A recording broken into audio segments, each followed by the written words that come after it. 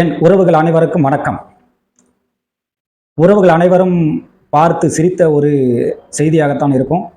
Big pass நிகழ்ச்சியில் விஜய் சேதுபதி அவர்கள் கவுண்டம்பாளையம் திரைப்பட இயக்குனரை உரையாடி கொண்டிருந்த அந்த தருணத்தில் சில ரஞ்சித்தை போலவே அவரது நண்பர்களும் அப்படித்தான் என்று வெளிப்படுத்தி காட்டியது இந்த நிகழ்ச்சி மூலம். அதுவும் சரியான நேரத்தில் விஜய் சேதுபதி அவர்கள் தக்க பதிலடி கொடுத்திருந்தார். விஜய் சேதுபதி அவர்கள் கேட்டிருந்தார் ரஞ்சித்து, கவுண்டம்பாளையம் இயக்குனர் ரஞ்சித்தை, உங்கள் வீட்டிலிருந்து யாரெல்லாம் வந்திருக்காங்கன்னு.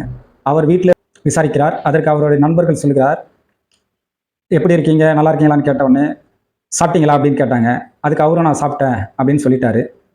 ஆனால் அதுக்கு உடனே தொடர்ச்சியாக எங்கள் ஊரில் நாங்கள் முதல்ல சாப்பிட்டீங்களான்னு தான் கேட்போம் அப்படின்றது அவங்க ஊர் பெருமையும் அவங்களுடைய அந்த என்ன பெருமை பேசுகிறார் என்று எல்லாருக்கும் தெரியும். அதை அழுத்தமாக சொல்கிறாராம்.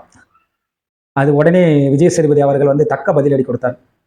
உங்கள் ஊரில் மட்டும் இல்லைங்க, எங்கள் ஊர்லேயும் சாப்பிட்டீங்களான்னு தான் கேட்பாங்க. முதல்ல எங்கள் ஊர்னு இல்லை, எல்லா இடத்துலையும் சாப்பிட்டீங்களான்னு தான் கேட்பாங்க அப்படின்னு. உங்கள் ஊர் மட்டும் இல்லை, மற்ற ஊரில் எல்லாரும் போங்கன்னு சொல்ல மாட்டாங்க. வந்த உடனே எல்லா ஊர்லேயும் சாப்பிட்டீங்களான்னு தான் கேட்பாங்க அப்படின்னு பொதுவாக பொதுத்தன்மையாக விஜய் சேதுபதி அவர்கள் தக்க பதிலடி கொடுத்தார். உண்மையிலே இது சிந்திக்கக்கூடிய விஷயம், சாதாரண விஷயம் என்று நம்ம கடந்து சென்றால் அது சின்ன சின்ன விஷயங்களே எல்லாம் மாறிடும்.